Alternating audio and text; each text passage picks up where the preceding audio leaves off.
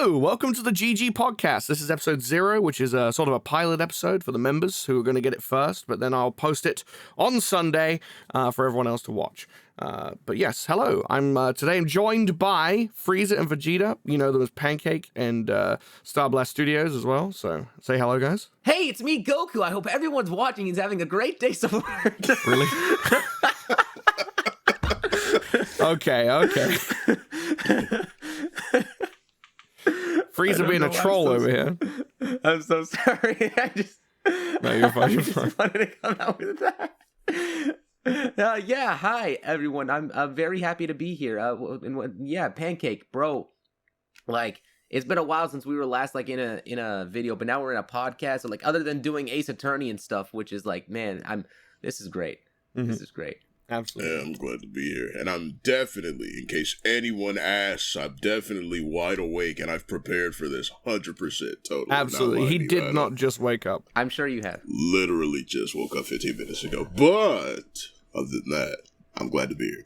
Good to have you here, man. Yeah, but Nathan, I'm really glad to see you starting up your own podcast. Like I don't know, like I know I'm not gonna be that guy who's taking credit, but I do feel like I did kind of inspire a little bit of the direction, bringing you onto the Plastic Power Podcast and us talking on their stuff, which we did have a fun conversation about that. Absolutely. No, I do agree. I will admit that, yeah, doing something like a podcast is something I've wanted to do for a while, but that did sort of spark, yeah, you know what, let's do it. So I've been kind of wanting to do that for a while now. One thing I wanted to get into real quick before we go into things we want to talk about. The members listening right now, obviously everyone's going to hear this, but the members first. What do you guys, I want to talk about suggestions that you guys may have for the channel, for memberships in general, and also for the podcast, if there's anything that you want changing about how these are structured, after you've seen it, of course. Let us know. The whole point is feedback. This is the first episode, so and then I want to talk about the plan for memberships right now, which the main new thing that I've just added is I'm posting bi-weekly. Every 2 weeks, there will be a specific members-only video, which will be cut content from videos where we cut out some of the funny bits, but that didn't quite make it into the final video. Because there's a lot of stuff that gets cut out during these recordings, so it's just nice to have a little bit of extra content and to give members something else to subscribe for if they want to. So that's something else new. And lastly, last other thing I want to mention, general topic-wise, is fan art. If you guys have any fan arts that you want to send my way, then I will show it in the podcast. So I can show it off. We can talk about it, give it a look. Like, hey, that's awesome. Thank you for sending this. Give you a shout-out. So if you guys have any art you want to showcase that's GamerGoku related or Dragon Ball related, that you fan art that you want to send us, submit to us, you can do that. I'll leave contact details on the screen. I'm not sure what they'll be, but they'll be on screen right now, so if you want to send me something, go for it. Apart from that though, guys, hello. Podcast officially underway. Absolutely, bro. All right. Did either of you want to talk about your topics first? Pancake, how about you go first? Oh, I love a great segue. Okay, so there we go. Let me tell you, I haven't had good sleep in about 2 weeks, and there's a reason for that too. So not only at home and here where I am right now, my bed and my mattress, there's a bit of a dip in the middle, which is obviously where my midsection would be. Yeah, and if I'm laying a certain way, my lower body will kind of be angled, and if my head is too high up and my lower body is too far down, it'll make my neck hurt. So what I've done, and I haven't been home recently, and when I'm over my my grandmother's house, God bless, but when I'm over my grandmother's house, I sleep on a couch. So yeah, that's that's not comfortable. Yeah, so coming home. That sinking mattress, that happened to my old one because I sweat too much in it. Oh, damn. Yeah, so coming home, yesterday, and then collapsing on my bed because I asphyxiated my pillows I have really soft foam pillows now. So, asphyxiating them to where my head needs to be whenever I sleep, especially on my side. Man, I think I slept for a solid 12 hours. Yeah. Yeah, I can't remember the last time I had a good 12 hours sleep, but I know it was definitely probably one of the times I fixed my sleeping pattern by skipping sleep for a night and then staying up all day. Your sleeping pattern is basically staying in the time zone of the Pacific Standard Time. That's basically it. Pretty much, You just convert to United States time zones. Yeah, you're on American time now, bro. Yeah, it's because of all my American friends. You guys are a bad influence on me. Welcome to the land of the free, Goku. Thanks, Vegeta. Yeah, get your cheeseburger and hold your little flag. Yeah. We have an American monkey here. Oh man, yeah, the burgers you have in America, I've actually seen like when they come on the plates, and they actually have like a little stick, or what do you call it, like a little skewer stick, and then like a little American flag attached. I think that's adorable. You get that right? Yes. You mean like a flag on top of the burger? I mean, yeah, that's at a couple places, but it's not really as common nowadays. I'd say fast food has really just oversaturated and taken over the market to where people are just like eating out. And you don't see that type of stuff really at a lot of places. I'd say you'd find that more at restaurants that just serve that just happen to serve burgers, but burgers aren't really their specialty. Right, Yeah. that's fair. Yeah, so I don't know, something like, I don't know, this is so random. Norms would probably have something like that, or Denny's. Denny's, definitely Denny's. Yeah. Yeah, we don't have anything like that here in the UK. I don't think we have a Denny's. You don't have a Denny's in the UK? Well, I don't They think don't. we. I don't think they do. Yeah, I don't think we do. Oh my gosh. We have like KFC, Burger King, Pizza Hut, Domino's, stuff like that. But, Of course, of course they have the worst stuff over there. Right? oh Yeah, but apparently they also have the best chocolate, so I mean... oh yeah, That Chocolate's is great. true. That is true. There's pros and cons. There's pros and cons. It's definitely like Chocolate's very rich here. It's very nice. Yeah, not our none of that chocolate's very processed poor. stuff. We did actually. I know we were talking about food now. We did just get a Wendy's here in the UK not long ago, so that's cool. We now have Wendy's yes. it's opened up in the UK. Yes. Let me tell you, like, while fasting, this is not the conversation I expected to have. But I mean, you know what? I'm all for it. I'm especially just like loving food because when you're fasting, you want to eat anything. Absolutely, Man, it's hilarious. You're fasting. I'm on a diet, and Nathan doesn't have half the stuff we're talking about. However, Nathan's eating our food, bro. yeah, right. yeah. He's got that Goku app. He's like, oh. No. I'm just eating everything in the house. I'm eating my house out of house and home. What? Oh my God. You doing Speaking what? of Goku, actually, speaking of Goku, and also a great segue to one of the things you wanted to talk about, Heesh. But speaking of Goku, the scene where Goku's eating at the beginning of DAIMA, and then it pans over to him, and he looks pregnant. Oh yeah. yeah. The exaggerated thing they do in anime all the time. Oh, whenever someone's full, they got a big old belly. Big old Yeah. belly. It's like, oh my god. I feel like Twitter just really killed that scene for me, because now anytime I see that shot, it's like, oh, pregnant Goku. Like, gosh, it's so, like, I don't like, it's so annoying. There have been plenty of times in the show though where Goku's eating a ton of food and then he's just got a really fat belly, or like after he Yeah, gets it even happened when he was like mini one time. Yeah. Or it happens with like Shaggy and Scooby or something like that. It's just something that happens in a bunch of cartoons. Oh yeah. It's a very cartoonish trait. So Yeah. people like to take things and make them weird these days. It's the only problem. Yeah, you can't exist on the internet. It's a fun it's just a fun thing in general for exaggeration, but I mean, like, I don't know, to be honest, it's like that one shot, that one panel was just like, I don't know why. I guess it's because of the way that Goku had his hand over his belly. That's what it is. Yeah. Made it look like he was expecting. Yeah. Like he was Oh, the baby's kicking. Push Kakarot, you can do this. Come on. Hold my hand, Vegeta. I'm here, Kakarot. Yes, push it out so I can kill it. I start squeezing your hand too tight. Ah! Oh my God! And then as soon as they let go hands, Vegeta holds his arm like 18. Oh yeah. When he got kicked, yeah. Oh my god. He holds his arm a lot. I've noticed. Like there's a lot. Yeah. Even before that, he held his That's arm. true. Yeah. There's something wrong with that left arm of his. I think it's his left arm. A chronic shoulder pain. Got it.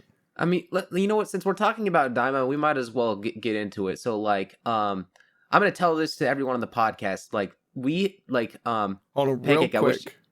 Before we go, like, actually into DAIMA, I do want to mention right now, if you don't want any spoilers for DAIMA, skip ahead to the timestamp on screen. To avoid Dragon Ball DAIMA spoilers, skip to 27:23. So we've been watching Dragon Ball DAIMA like every week. I remember when DAIMA was airing. Nathan, I get you in the call. We had Jack, Mad Jack, and Chi also being there as well. Yeah, McPhil. Yeah, Pancake. I wish you were there. But basically, like when DAIMA was airing, it was a good time, and I do think that Dragon Ball DAIMA overall as a story is still among the top tier Dragon Ball material we have currently gotten, from all of, like, the Dragon Ball media. It's so good. The animation is like consistent. There's never really any bad moments of animation at all. I can really think of. The story, I think, like, had a lot of, like, interesting lore. They had lore drops all throughout that. Well, all up until episode 13. I will say that, like, after episode 13, the lore drops that was there, and then, like, the care to, explanations and everything in the story, it just seemed to have, like, a tonal shift, because you recall, like, in the earlier episodes, they were very explicit about explaining things that were going on. You see things about the demon realm, the world, then you see, like, and then you find out stuff about Majin Rimus, and how the demon realm was created, all these types of things that just, information that is, like, constantly bringing lore. And then we skip on ahead, like, to, let's say, for example, Super Saiyan 4 Goku. Which, again, spoilers. I'm sure everyone knows about this by now.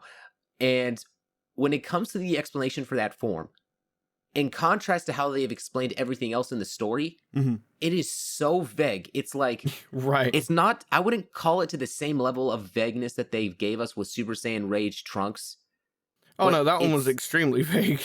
That's not even vague. That's just unexplained. Yeah, true. But it's so, I think that the explanations that they gave all the way up to episode 20 was so confused. Like, they didn't really, like, explain it as well as they did explain everything else, and so a lot of people end up confused. And there is a way that you can sort of explain all of that stuff together, and sort of, like, wrap it and whatnot, but they didn't really do a good job of that. And it's very, very strange. And to be honest, like, in terms of, like, the overall ending of the show, a lot of people were expecting the fusion bugs, myself included. Like, I thought for sure we were gonna see them. Like, I know a ton of people who have been hyping them up, and they did not even use them. But I mean, if they end up using them for another story later, that would be fine. I hope so, because they brought them up and then, like, talked all about them like they were introducing something new that they were going to, actually show later on, and then just did nothing with it. Like, they just completely forgot or something. I don't know what happened there. Yeah. And most people on the internet just wrote it off as Toriyama doing a final troll, like, before passing away. Like, oh, here's the fusion bugs? Ah, just kidding. Right, yeah, I can see. I can actually see him doing that. Yeah, it's like, here are these things that allow up to 3 people, that can combine into one fighter. Pretty cool, right? Super Saiyan 4 Goku, bye! Right, yeah. To be fair, I think it was actually 2 people, because, like, in the picture itself is also very confusing. People think, oh, it's going to be 3 people that merge, but the person in the inside, in the middle on that picture that's floating around is supposed to be them together before they turn into, like, the muscular thing on the side. So it's supposedly 2 people. But okay. No, they did make that picture is very confusing. I saw one comment. Someone would have liked Majin Ku and Majin Du to fuse. Yeah, to be Dooku. Yeah. Oh my God, Dooku. That's hilarious. Called Dooku. Majin Dooku. No, I 100% would like that. Go that. on to be in Star Wars. Yeah. I think that in terms of, like, my judgment for the show, so for example, there was one thing that was left off in episode 1 of Dragon Ball DAIMA. And I thought for sure, after giving this a bit of time, right? Because I'm thinking, okay, in the back of my head, this right here is a concern, and if it's not really explained later, it will be left such and such like this. And then they didn't explain it, and I'm thinking, okay, well, now this is an actual problem. I don't know. I'm not sure how many people care about the continuity. I'll just get into it anyway. So in Dragon Ball DAIMA episode 1, they discuss the Potara earrings, and they display how, you know, the gas that is inside of Majin Buu actually does diffuse people, which is what we thought it was for Z, until we thought it wasn't, because they introduced the time limit in Super. And okay, so we're left in a situation where Dragon Ball Super in the manga is telling us that it was because of the time limit and not because of the effects. Yeah, and now Dragon Ball DAIMA takes place before. It sounds like that, because I saw the manga panel you brought up, and Supreme Kai is even surprised by it. It's like, oh, so it's, you know, it's the time limit. I didn't know that. So yeah. Yeah, but it makes no sense, because clearly, okay, Dragon Ball DAIMA taking place before Super. If we're talking about that and continuing on with the story as if this already happened, that dialogue makes no sense, because he should be saying, he shouldn't even be thinking about, there's already been an explanation as to, like, the fact that Vegeta went into Majin Buu, turned off the force field, instantly got exposed to the air inside of Majin Buu, to the gas inside of Buu, and defuse. It goes to show it was clearly because of the gas. But now they're saying it's because of the time limit in Super. In the hindsight of that, it can't be both at the same time. It's got to be one or the other. But in Daima, the Kai's defused apparently because of the gas. They went inside Buu. But again, that kind of makes Super non-canon now, or Daima non-canon. I don't know. It doesn't make a lot of sense. It's just a lot of confusing things. I think the entire thing about canon, the Japanese don't care about canon. It's something that the West in particular focuses on way more than any other. Like, I mean, that's fair. They just focus on it a lot more.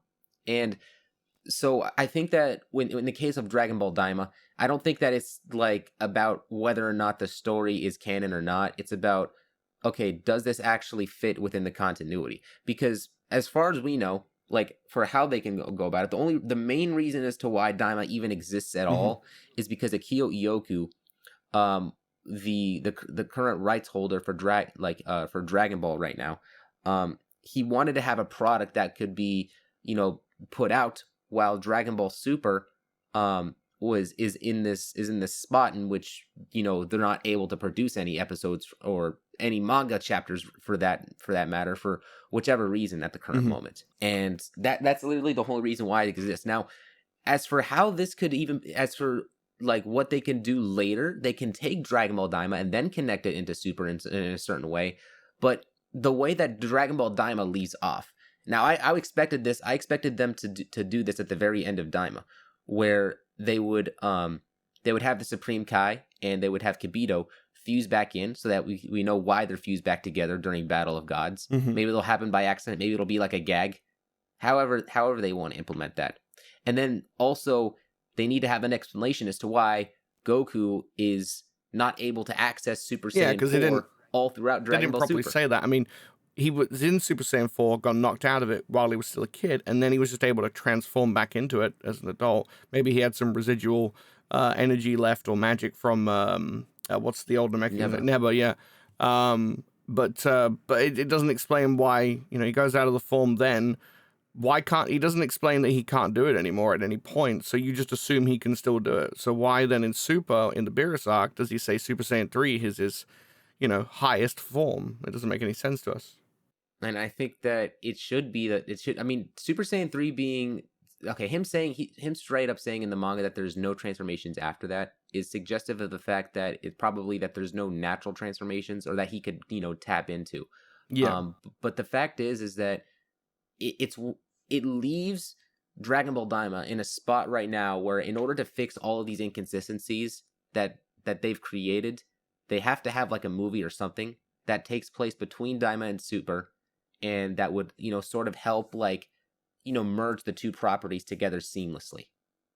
They would have to fix all these problems. Personally, I would suggest this is what I would like to go about them doing. But before I get into that, I say that Dragon Ball DAIMA as a product is really good, but it does have consistency issues overall.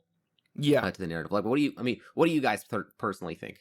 Well, I personally thought all the way through that it was fantastic. I really enjoyed it. The animation, the writing, everything was great. The voicing, we saw it in Japanese, but everything's fantastic. But that ending, the final episode, is just what it left me with a bit of a sour taste in my mouth. Like, I enjoyed the entire show, and then the last episode was just confusing as hell. The animation, the fight was great. That Kamehameha was legendary. But yeah, no, just the lack of explanation, leaving things on cliffhangers, not showing things that they'd set up, like the fusion bugs, like the Supreme Kai and Kibito not fusing back together. Things like that just kind of don't make sense. So I don't know how to feel about it.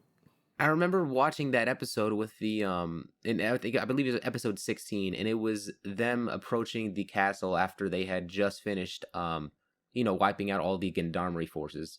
And okay, they're having the scenes where they're kind of like dragging out the plot, and it's just the pacing is very slow. Mm-hmm. And I'm thinking in that episode, I want to actually see the story progress. I want to see narrative things progress.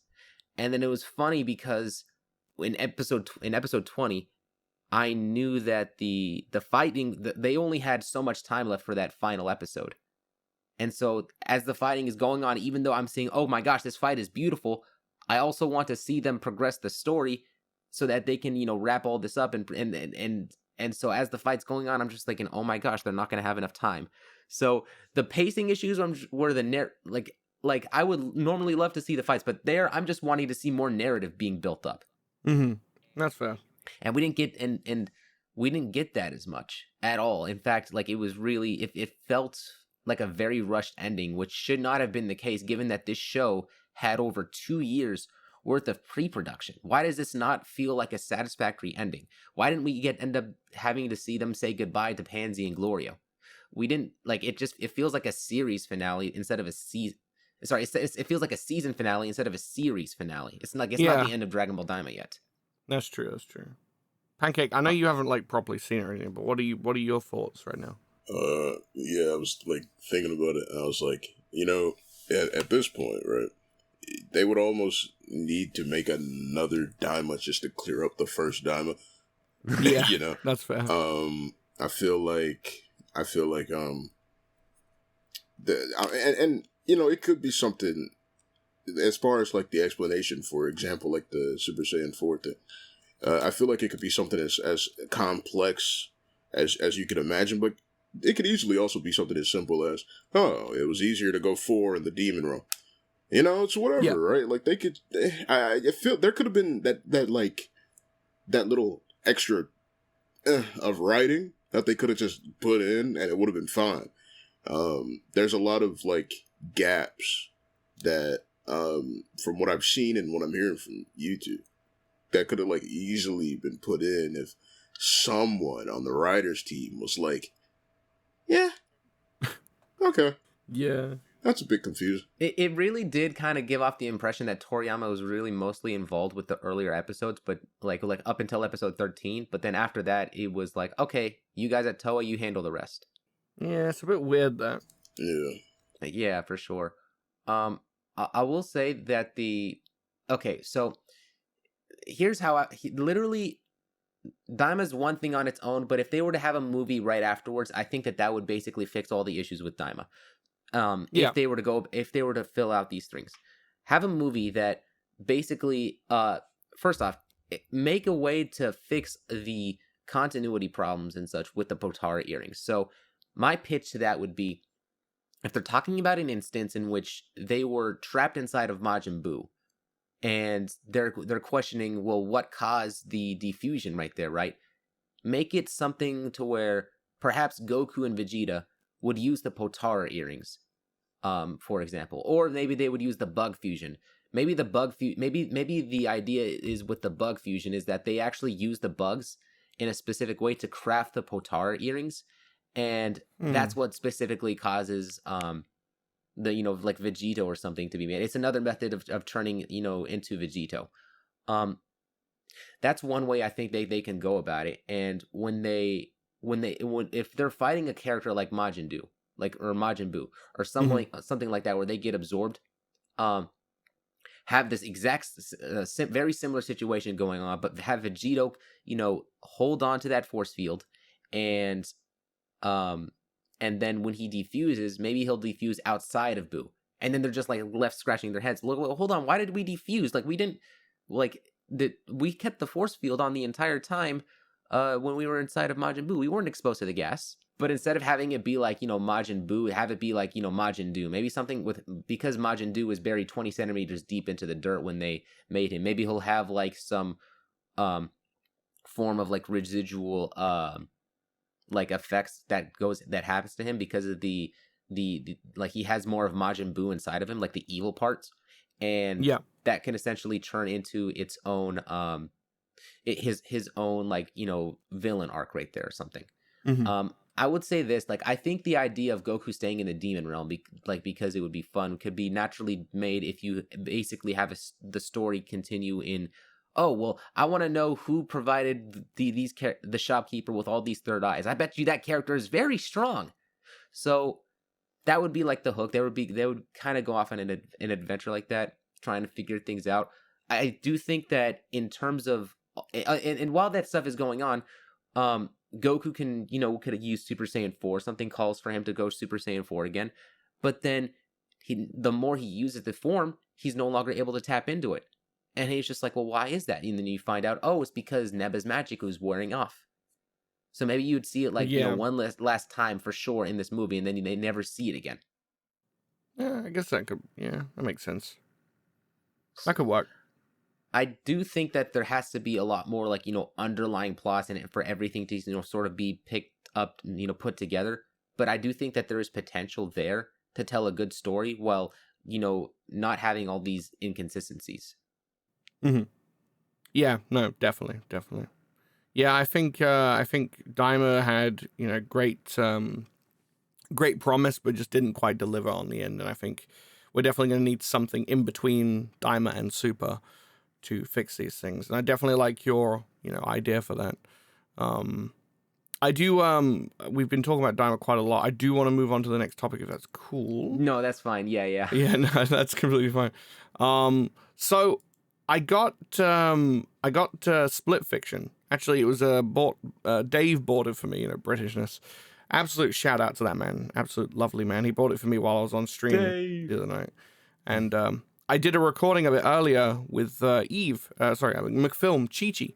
And she had a lot of fun with it. I had a lot of fun with it. It's actually a really good game. Only one person needs the game, and then the other person has to download this friend pass or whatever it is, so that you can play it. And essentially, you've got this split screen right down the middle the whole time, so you can see the left side. It's like playing split screen. Literally, it's really cool. And the premise of the game, and it's really cool, it's these two female characters. They're both writers, and they go to this new sort of high-tech facility thing. Kind of give me Assassin's Creed vibes. They get these suits that they get put on, and then what this company's doing is, and they seem to be kind of like bad guys, to be honest with you, but they don't notice that when they first go there. They're thinking they're going there to publish a story, but what's actually happening is when they put these suits on and go into this sort of force field bubble thing, it's hard to describe, it brings their ideas to life, and they get sucked into this sort of virtual environment where these two characters, one of them's a science fiction writer and the other one's a fantasy writer, and they get sucked into the same sort of what do you want to call it?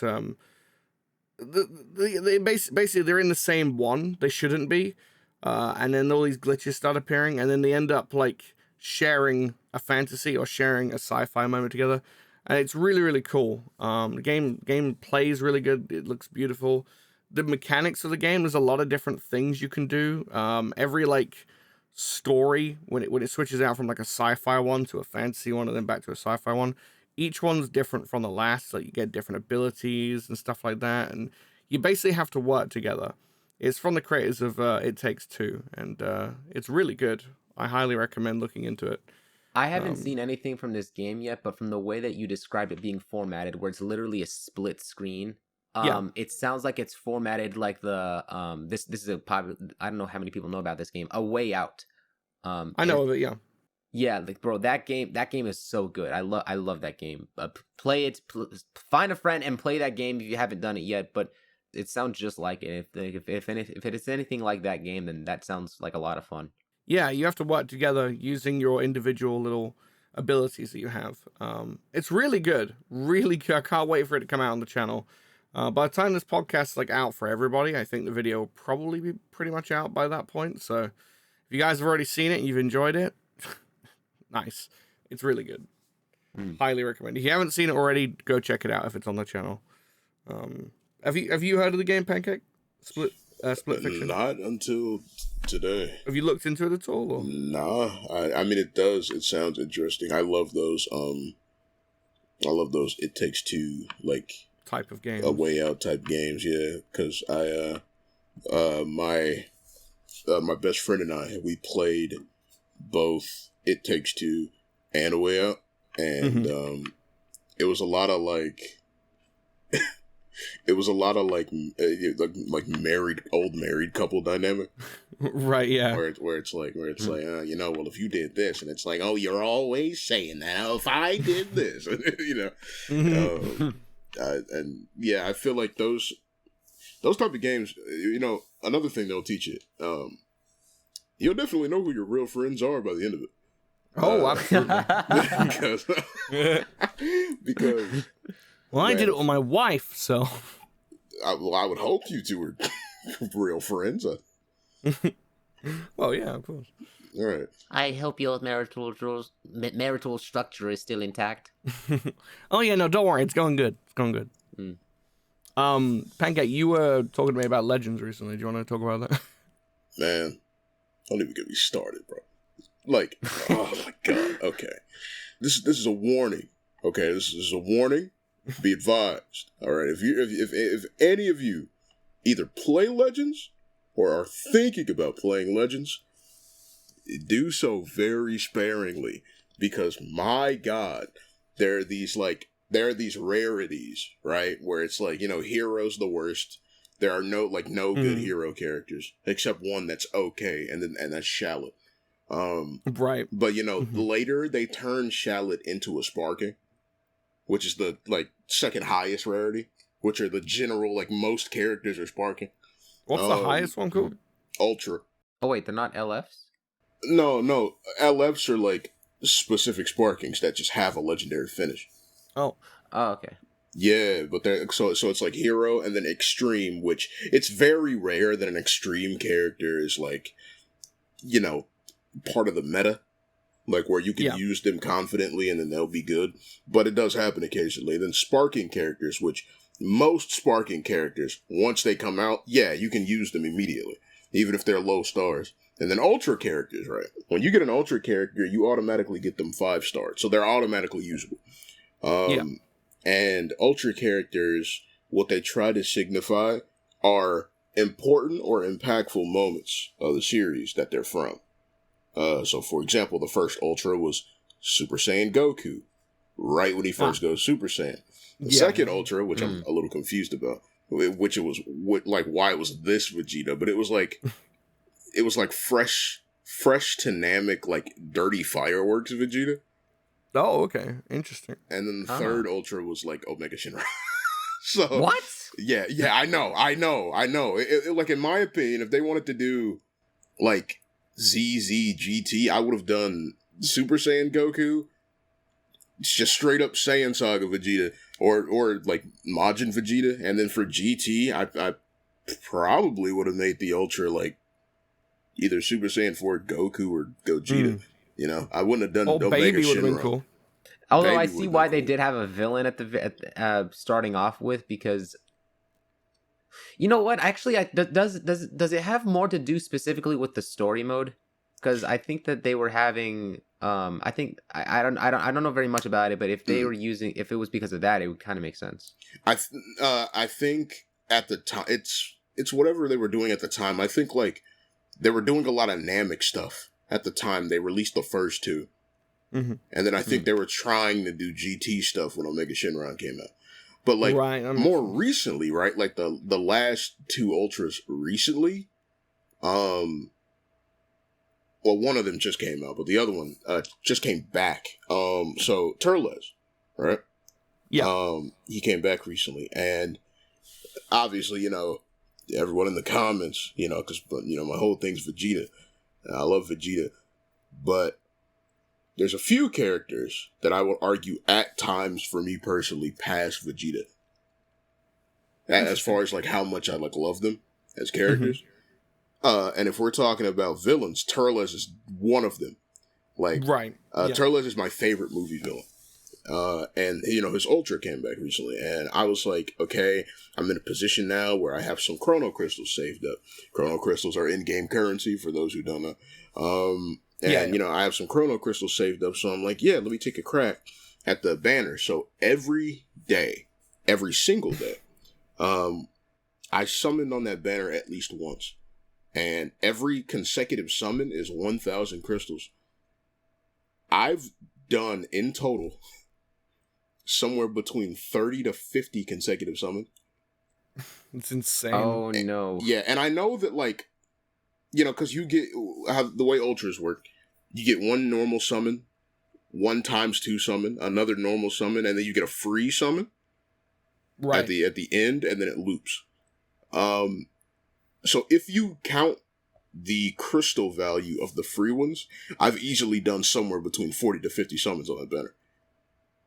As far as crystals go, I've definitely spent, if you like count the value of the free ones, I've definitely spent 40 to 50k crystals on that banner. Oh my gosh. And don't worry, none of which I paid for. So I didn't waste any money. However, with all those summons, the best thing I've gotten was a Super Saiyan 3 Goku that came out 2 years ago. Oh my god. So, and then when Ultra Cell came out, which Cell is another one of those characters that at times passes Vegeta for me. Especially if we're talking about villains. Hell, he's too perfect. Right. But I'm like, yeah, okay, Cell just came out. Turles banner's gone. I'll try my hands at the Cell banner, so I do 1 full rotation. And it goes even worse than the Turles one. Oh my gosh. So, look, it's an addiction. But I'm in rehab right now. So I'm dropping the game as for right now. So all those jokes about me playing the legends in the videos, shut up.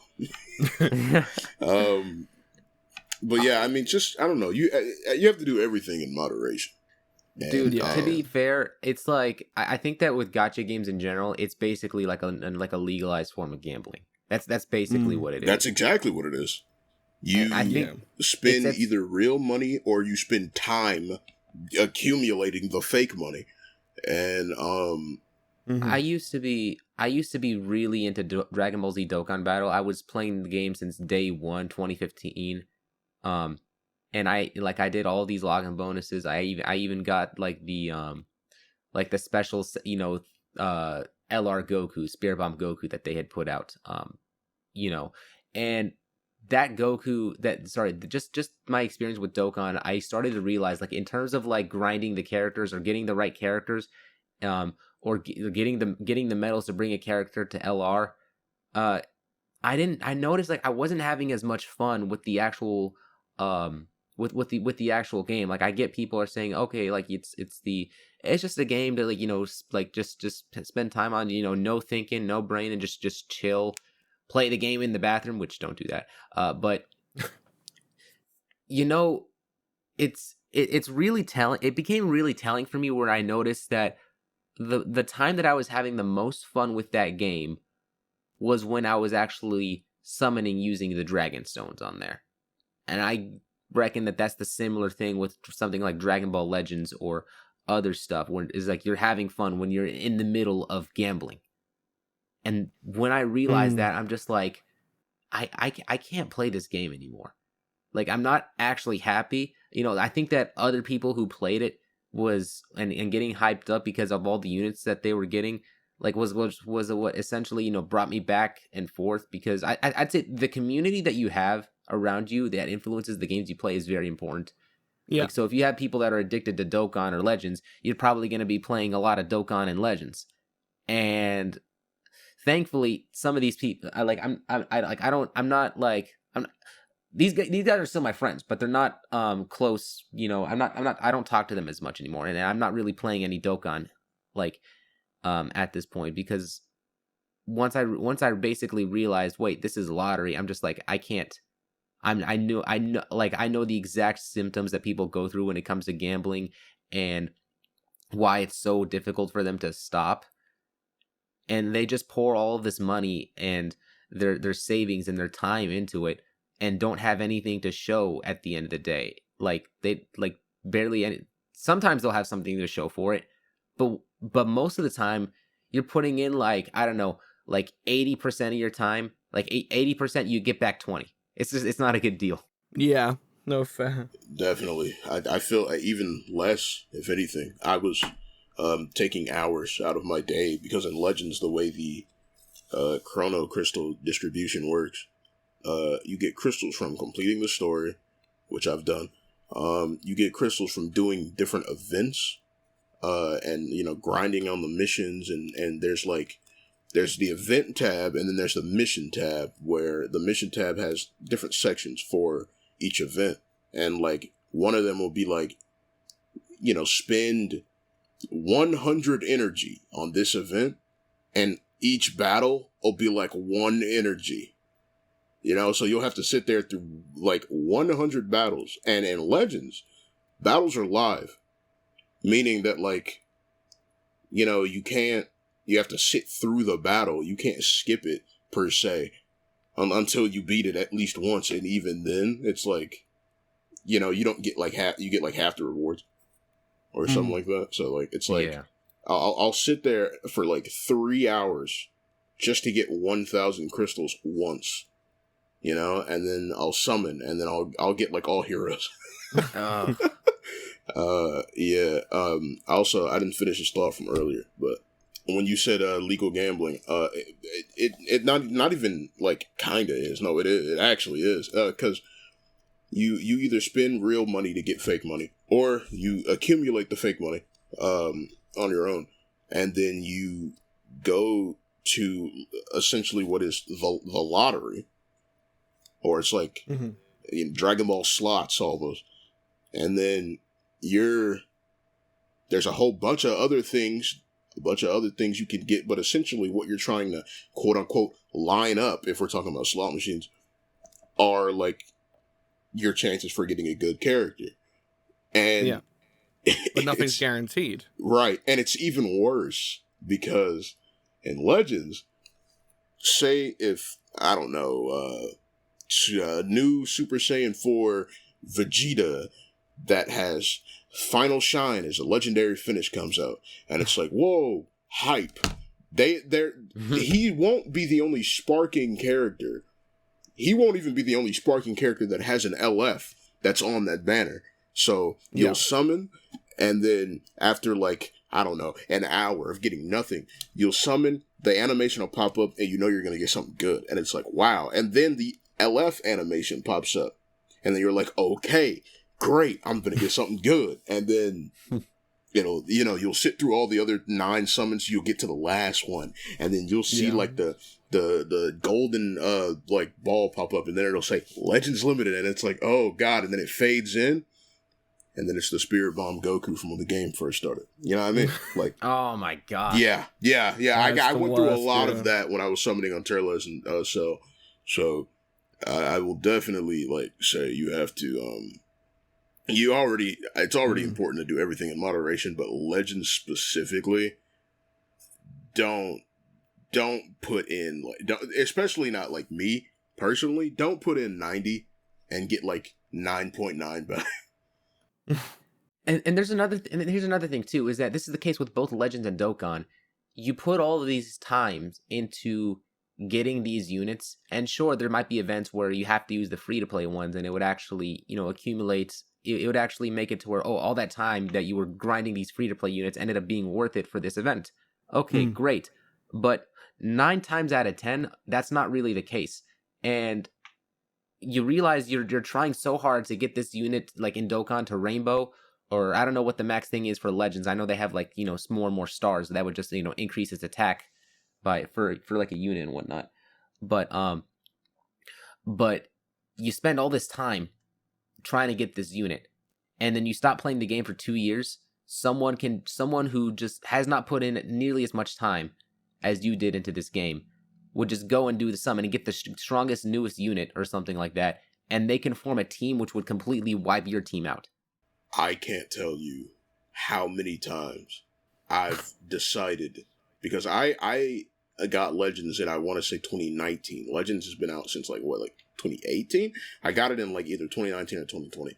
I can't tell you how many times I'll go up against someone, I'll see their stats and I'll see their team composition, and I can already tell, this motherfucker just downloaded the game an hour ago.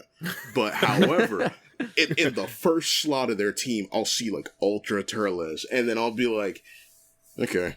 Obviously, I'm not going to think much of it at the beginning, because skill is skill at the end of the day. If they queue up and they don't even know how to charge step, which is something very crucial in Legends, it's like, okay, well, I can probably beat this guy. And then they whoop your ass. Uh-huh. Yeah.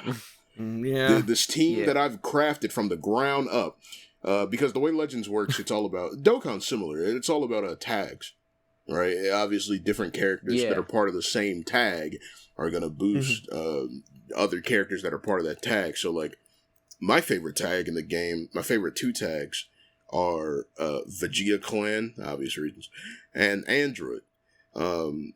Because I like the way androids play, and then Vegeta Clan, because it has Vegeta and Trunks, which are like, my 2 favorite, like, Saiyans. So, I'll make this team, and it'll be like Trunks when he first showed up and fought Frieza. Trunks when he uses the Spirit Sword on Zamasu, and then it'll be like Majin Vegeta, right? And then those would be the 3 units I take in a battle. Trunks is Z Trunks is green, Super Trunks is blue, and then Majin Vegeta is yellow, as far as the element colors go. Because this guy that I'm fighting, even if he like has like no equipment, his other characters don't boost him that well, he can easily just pull up with Ultra Turles and Ultra Gogeta 4, right, on the same team for God knows why. And then if I get unlucky, or like they counter one thing I do and they get the jump on me, it's over. It's like, they lock in with a combo and you can't get out of it. Exactly. So essentially, you're summoning for a chance to get a character. You can get the character just for a chance of, being like in the meta, just for there to be a chance that you find someone that has better characters.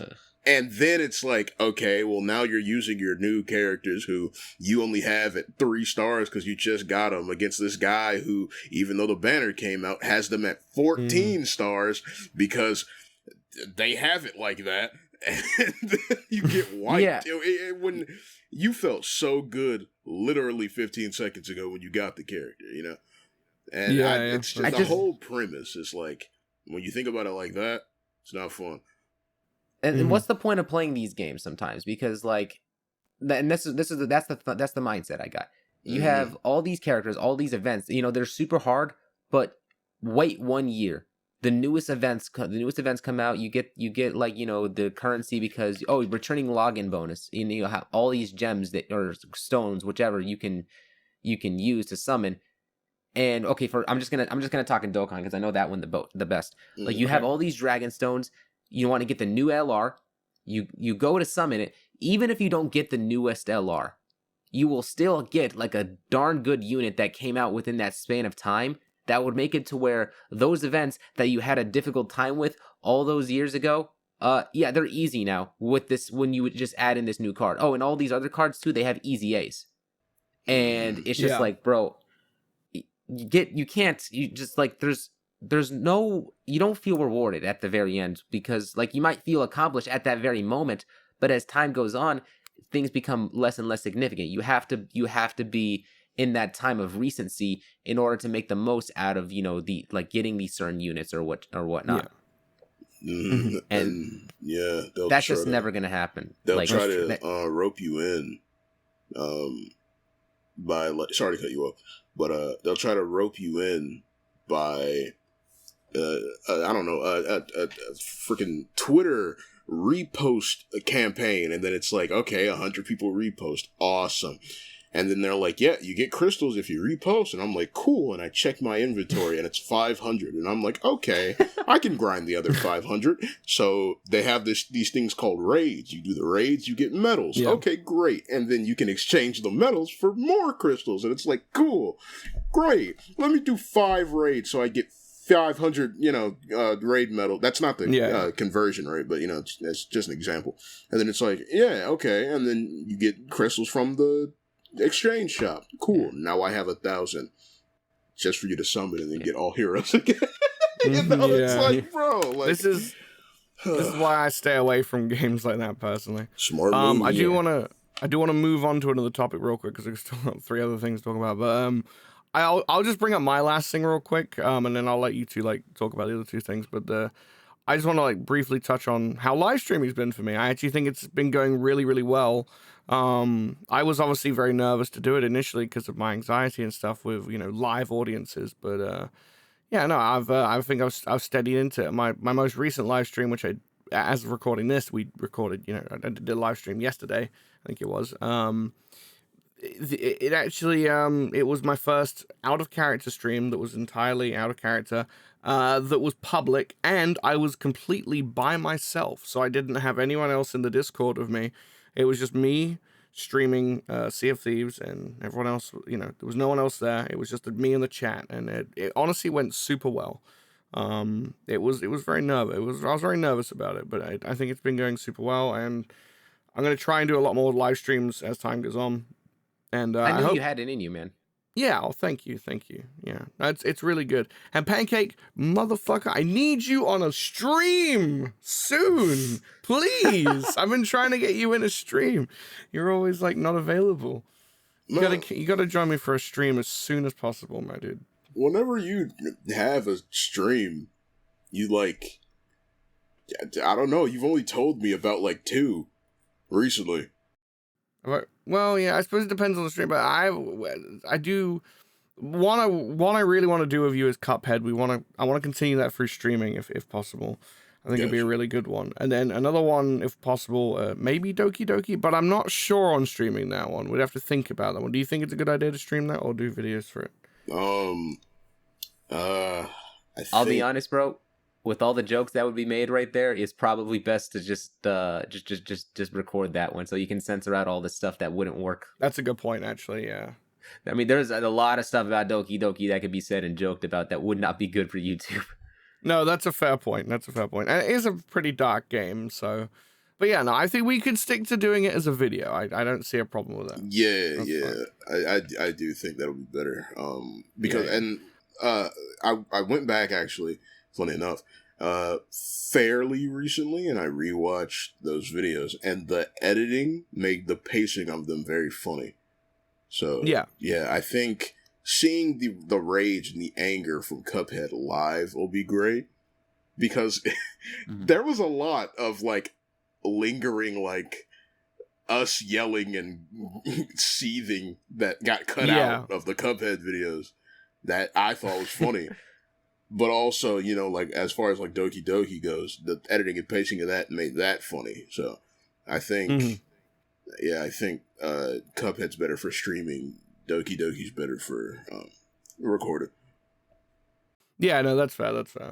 But yeah, no, live streaming, I think I've been enjoying it a lot, and I definitely want to continue doing a lot more of those. And I still await the fated day in which you play Ace Attorney on your channel. That's got to happen at some point. Oh yeah, do you guys want to talk about that real quick? Yeah, let's get into it, bro. So me, Pancake, and a friend of ours named Bliss, we have this thing in my server, it's called Team Turnabout. We're basically playing Ace Attorney, in the newest stuff. It's not like a recorded series or anything like that, but we're usually like, as we're playing, we're voicing the characters that are there, and we're just doing it for fun. And not only is it just like, is it fun to it brings about the personality of the characters, and it's actually kind of good for like practicing voice acting stuff.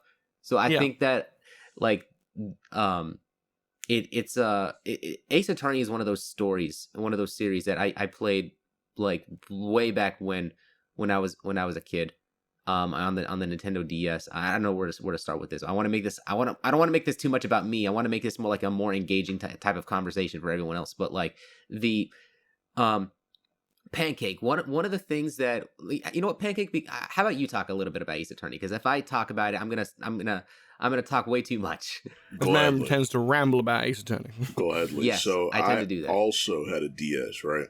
Love the DS, by the way. Yeah. Very, very, very goated handheld console, by the way. Absolutely. Mint. Just because I'm a Nintendo boy, that doesn't, you know what I'm saying, no glaze, but like, oh my God. I'm not really much of a Nintendo boy, but I get what you mean. It was great. It was revolutionary. Because, I mean, you know, I feel like personally, without the DS, the Switch would have been something else, personally. Oh, yeah. Because the Switch is designed for handheld, like, play on the go, too. But, yeah, like, I had a DS, and I have played and seen some of the older Ace Attorney games before they got remastered. And I, you know, as a kid, because, you know, you got to think, like, as far as like the group, the Gokrew, is that what we're called officially? Yeah, okay. As far as the Gokrew goes, I'm one of, if not the youngest member. Yeah. So you know, when I was a kid and the older Ace Attorney games were out, I was a kid. So I took them for granted, like a lot. Like some of the jokes went over my head. Some of the writing was like I took for granted. And now that I'm older, and I'm either A, seeing something where I was like, oh, I remember this. Oh, this was that funny back then, or B, seeing like what I missed out on. It's a really great, like, it's almost reassuring in a way.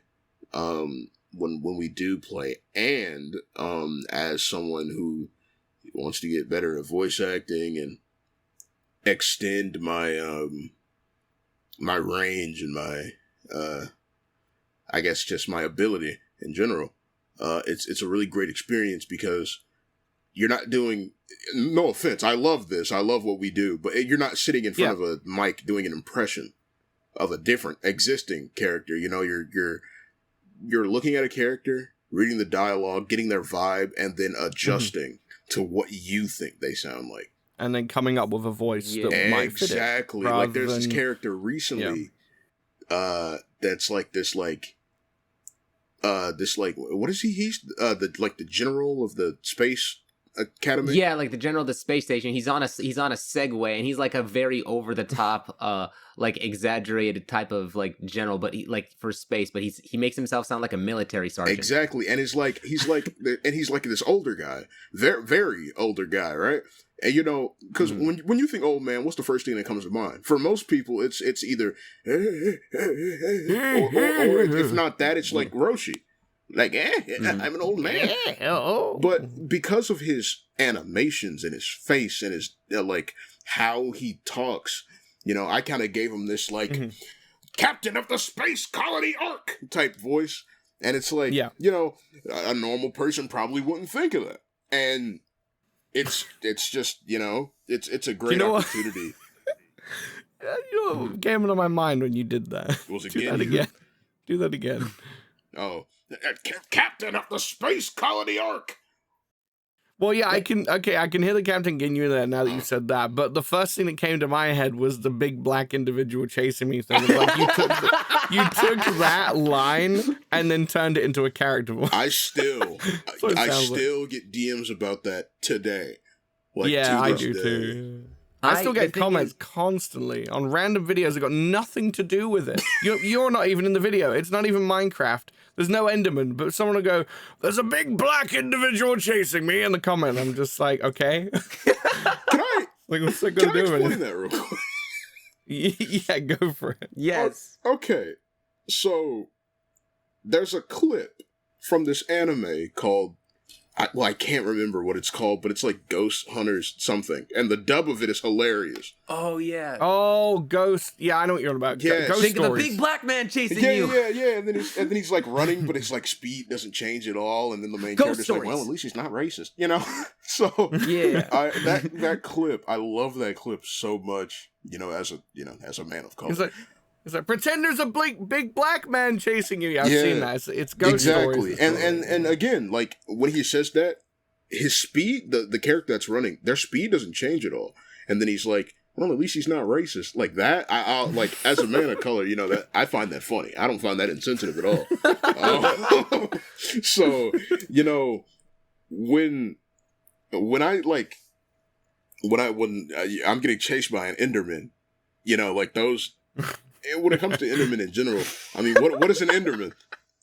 Tall like black guy. You know? So it's like, you know, it's like you got this naked NBA basketball player chasing after me.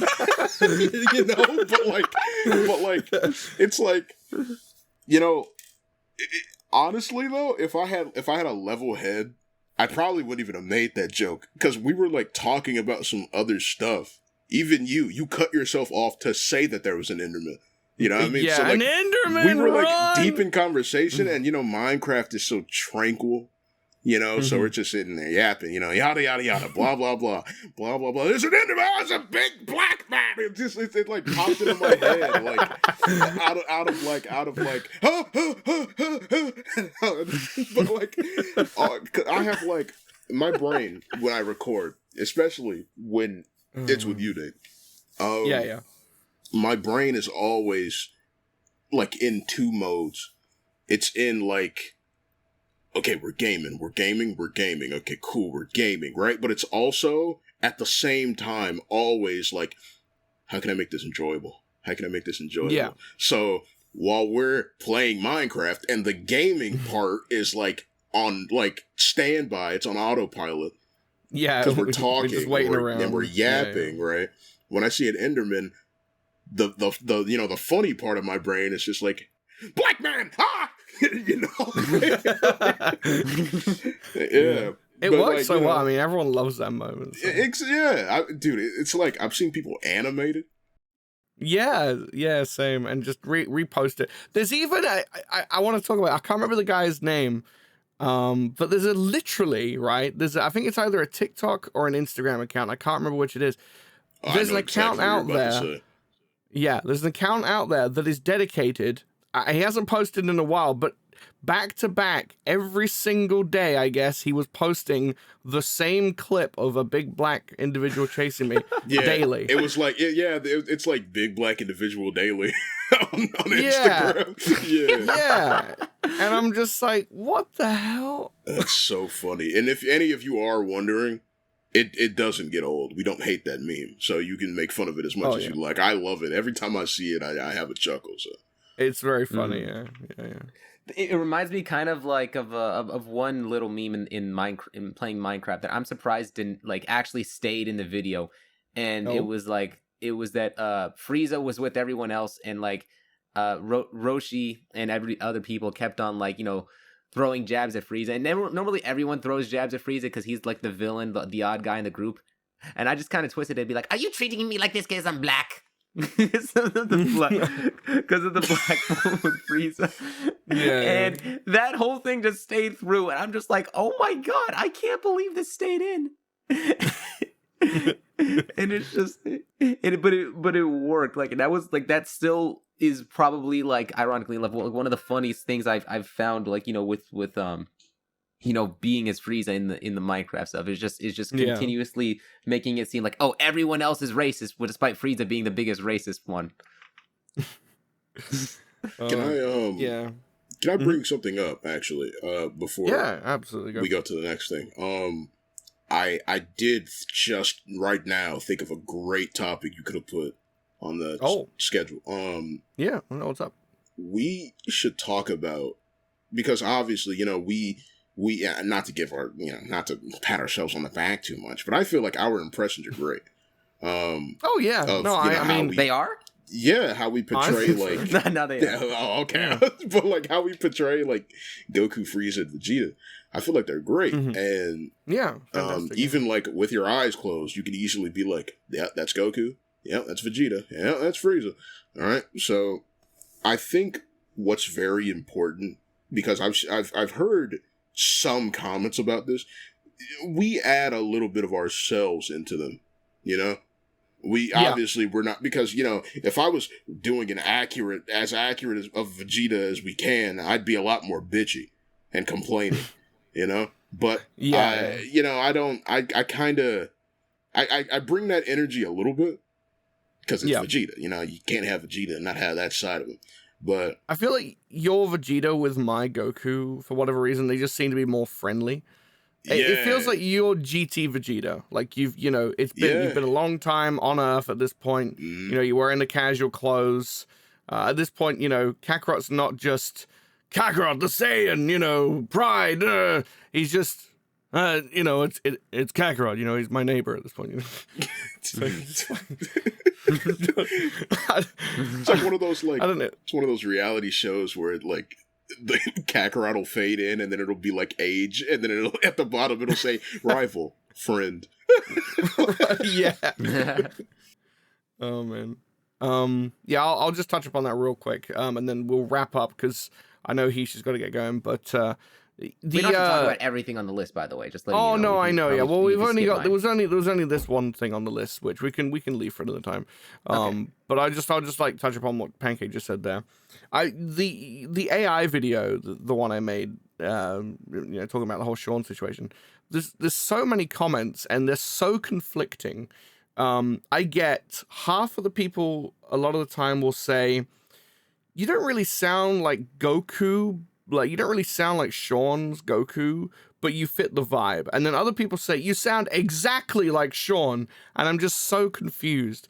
But there was this one comment, I can't remember who it was from. I read it. I actually ended up pinning it. In fact, I can just find it real quick and say exactly what it said, because it was the pinned comment. Let me just go to my channel real fast. Bear with me, and then go to the AI video. All right. Here it is. So this guy wrote, I think the reason you get such a wide spread of comments about how accurate your Goku impression is, from my perspective, that there's a broad range of what does and doesn't sound like Goku. The cadence, intonation, and mannerisms definitely generally seem to match Goku pretty consistently, while some things like pitch doesn't quite match as consistently. There's probably a few other things you match pretty well, and those are the things... and those that you don't match as well, and different people are keyed into different parts of the impression. The important part of the impression to one person might be the vibe, whereas the key part to an accurate impression to another is it matching the sound they remember in their memories. As I am also a human, and there's parts that I focus on more than others, and parts that I ignore more than others. Overall, I'd say your impression is very good, but I can also see where some people might find fault with it. And I don't know if that makes any sense, but I think that sums it up really well. And me personally, I think that's basically goes with like every person who voices on the channel, every person who does an impression. Yeah, pretty much of a character. Yeah, exactly. I will say with my Goku, when it started out, of course, I was trying to sound like Sean's Goku because that's what I was going for. Because that's what he does. It's his voice. He turned it into the character. But at one point, and I don't know when it was, I guess I just wasn't really thinking about it. It was maybe around the time I started this channel. I don't know. I sort of landed on, I'm at a point where I'm happy with how I sound as Goku. I just need to improve the accent part of it. Because I sometimes... we use the British will slip into it. You know, I'll say water. The Goku Black. Water. You know, yeah, something like that. I tend to Goku Black something. But it's like the accent. So that's the thing I need to improve on. I still need to improve on that now. It's just very difficult, especially as a non-trained voice actor. I'm all self-taught. But I at some point, I guess subconsciously, I was just happy with my voice for Goku. And from there, I stuck with it. And then I've just added onto it my own personality, my own little traits, things that make my Goku unique from other Gokus. yes, it still sounds relatively, at least to a lot of people's ears, close to the show, close to Sean, but it is now become its own thing. And I feel like you could probably say the same about your Frieza. I feel like Pancake might say the same thing about his Vegeta.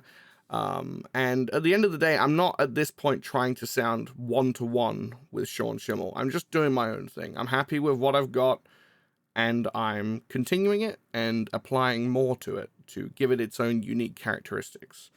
And at the end of the day, this channel is all about fun, and it's got nothing to do with the accuracy of a voice. It's to do with just some friends doing some character voices, playing some video games, and having a fun time with it. It's not meant to be taken super seriously.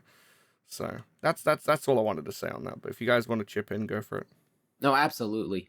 I think that's the best way to like really like, you know, summarize it for a lot of these voices. I think a lot of people, when they hear impressions online, their first thing is to like, oh, how well does it sound to the show? How like, and everyone will have like a different standard or a different way that they would view these types of things, similar to basically what that pinned comment said. But at the end of the day, I think that what's more important isn't necessarily about how close you sound to that character that you're trying to imitate, but just how you bring you take that voice, you reinterpret it and bring that variation of the voice and character to life. The better that you can act with that character, the more you actually do that voice justice. Like, you know, I think I remember this originally with Sean Schimmel, is that when he first came onto the scene, he wasn't even trying to do his Goku impression. He was trying to do Peter Kalamis. He was trying to sound as much. Yeah, he was trying to sound as much like him as possible. And then over time, he evolved into the Sean Schimmel that we know today, which is clearly very distinct and such.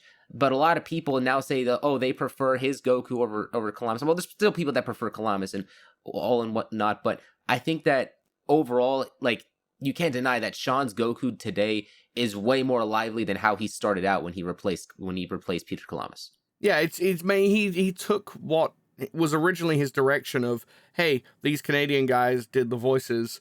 Now we're doing it in-house at Funimation. We need to sound as close to them as possible. You need to mimic Peter Kalamis.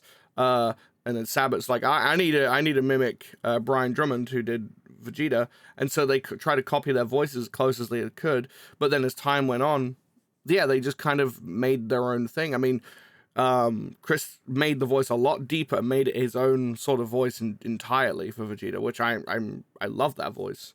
And then Sean, around the time of Dragon Ball Z Kai, I would say, when they started doing that, he took the voice in a completely different direction at that point and started dubbing it, how he would dub it if he was just doing it as his own, using his own original voice at that point, no longer copying. And that's where I suppose I've taken my voice. So. They're like the voices at the end of the day. I think that the best way to view them is that they're guidelines. You don't have to stick exactly towards the voice, but it isn't. But like the reference is a natural guideline that leads you to like where your final destination is. I feel like voice acting in general for the characters like this is like a journey. Right. Exactly. To leading you to like to the final most comfortable variation of the voice that you're trying to pursue. Yeah. And it's like everyone does this, right? So it's like when you look at Disney, for example, or something like that, or Looney Tunes, you look at characters like Bugs Bunny or Mickey Mouse, and you see all the voice actors that have portrayed them over the years. With Bugs, it was originally Mel Blanc, and then you listen to how Bugs sounds now in like the most recent stuff, and if you compare it to how Mel Blanc did it, you can tell it's still Bugs Bunny, but it doesn't sound exactly the same. It's a little different. They've added different nuances to it over time, and the current voice actor at the moment does kind of his own thing a little bit with it. You could say the same about Mickey Mouse. The very original Mickey Mouse was Walt Disney himself, and his Mickey sounds completely different to what Wayne Allwine did when he was Mickey for like 30 years. And then the current one, I forget his name, but his voice is different from that as well. So it's just like every actor that comes in, they're not trying to sound exactly like what came before. They're taking it, doing a rough impression, and then rolling with it and adding their own nuances to it each time. So people that say I need to do a better job sounding like Sean, I don't need to. I can do what I like. At the end of the day, I'm enjoying it. I'm getting the vibe. I'm not Sean, I'm Nathan. Right. hello. I think we should just leave it off right there. That's like the perfect time that's like the perfect thing to wrap it up with. Yeah, I don't want to keep you from what you've got to do, but this great first podcast. Thank you guys for joining. Any final words? No, well, thank you everyone so much for joining, and thank you for having me, Nathan. Yeah, no problem, man. Pancake, thank you for waking up for this. Absolutely. Yeah. Always a pleasure to have you around. Absolutely. Pancake, got anything to say? If there's one thing, I think that people that tuned in should leave with, yeah, the word impression is based completely around, the main definition of the word impression is based completely around how something makes you feel, right? It left a good impression on me, or my impression of this was blank. The literal definition is like an idea or feeling or opinion about something, someone, or somewhere, formed subconsciously. Yeah. And the other definition of it is an imitation of something, especially one done to entertain, right? Right. So the word impression, when you think about it without putting tying a character to it, is completely based around entertainment and opinion. That's a good point. So when you're doing a voice impression, because I can easily, get to the chopper, that doesn't sound like Arnold, but it is Arnold, Mm-hmm. Yeah. Right, and that's like the Arnold. norm now, Yeah, everyone does the get to the chopper. Yeah. Yes, But really, if you actually sit down and listen to Arnold, that's not really what he he's does. just like, hello, my name is Arnold Schwarzenegger. I did the Terminator, Yeah. It's but a lot of impression comes with exaggeration and upping a performance. Exactly. But anyway, I do like what you said. That's really cool. Definitely words to live by. Guys, thank you for joining. This has been the first podcast a success. I'm declaring it finished. Thank you to everyone who has joined for the first podcast episode. I really appreciate it. Huge shout out to Starblast Studios and Pancake Icing for joining me for the first podcast episode, and to all of you for watching at home. Another shout out to my top 3 Ko-Fi supporters, Slick Shallot, Casual, and CiciTheSaiyanTV. You guys are awesome. And as always, guys, take it away, Goku. Stay tuned for more KamehaMAZIng content, and as always, thanks a bunch for hanging out today. It means a lot. And remember, if you're having a hard time, or you just need a good laugh, come back here anytime. Nothing is stronger than a good smile. Also, don't forget to get that bell icon below a Super Saiyan Punch! And you'll be notified whenever I post my next video. Well, until we meet again, guys. Bye-bye!